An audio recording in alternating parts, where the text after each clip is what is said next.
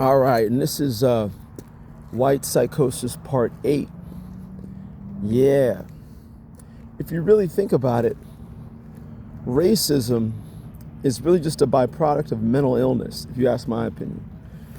Me finding out that Adolf Hitler was in like the top highest percentile of mental illnesses. He had so many different combinations of mental illnesses, and that was probably what led to him having his views. On top of that, devices to deal with mental illness coming from white people, created by white people, some of them coming from Germany, like the straitjacket, I believe, designed by white people for white people.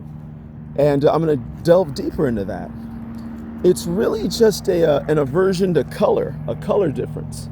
So if you are something near that color, but you see someone my color or that color, it would set you off.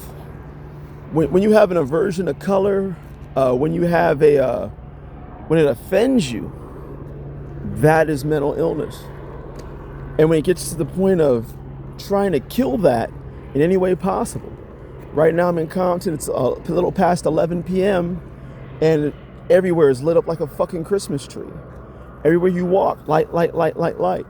Residents will be told by the city that they need to do Christmas lights and lights this and lights. It's a fucking light show in Compton. When I was in Pasadena, especially after the Eaton fire, it's pitch black. Pasadena's always been dark. But it's okay for it to be dark in the streets there because that's a white city. See, in a city like Compton, no. Keep these people of color bright, bright, bright. And we have to, and then you get gentrification, and then you get stuff like that.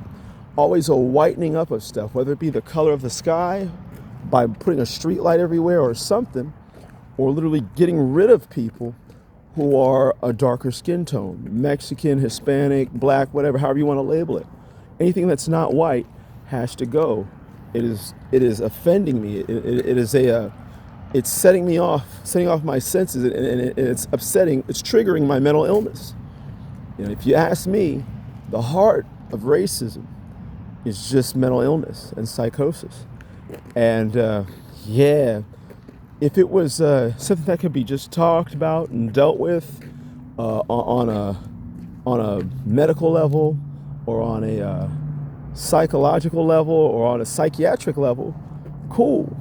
But when this race of people controls the world, and they are now at this decacentrian genocide, how many tens of thousands of years have white people been responsible for documented genocide?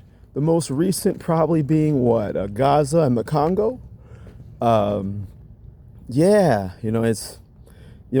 We talked all through that civil rights era, which honestly never ended. People labeled it as the 60s and 70s. And it made a difference, but have the people really changed? Because you have this genetic mental illness, in my opinion, genetic psychosis, to where even a color would just make them snap. So I'm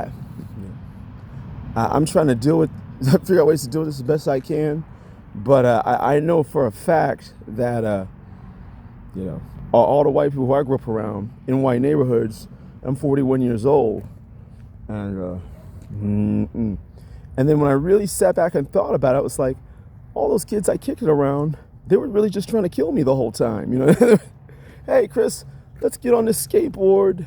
Let's go down this big ass fucking hill. We'll sit together, and we ain't got no helmet, no nothing, and you might just hit this wall, and I might hit too, but we'd both be fucked up, and hey, let's go down to the storm drain, and no, it's okay, don't listen to your dad, we can kick it on the storm drain, it's not gonna get full of water one day, we should kick it on the storm drain regularly, shit like that. You look back like, wow, them white kids I kicked it with, they was really just trying to kill me like every fucking day.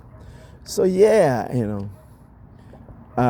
just how I see it. But White Psychosis Part 8, an aversion to color in either its most platonic level, being the actual color, or not considering yourself a person of color, or at the highest level, getting rid of all people of color, or all black, brown, Asian, whoever, indigenous people.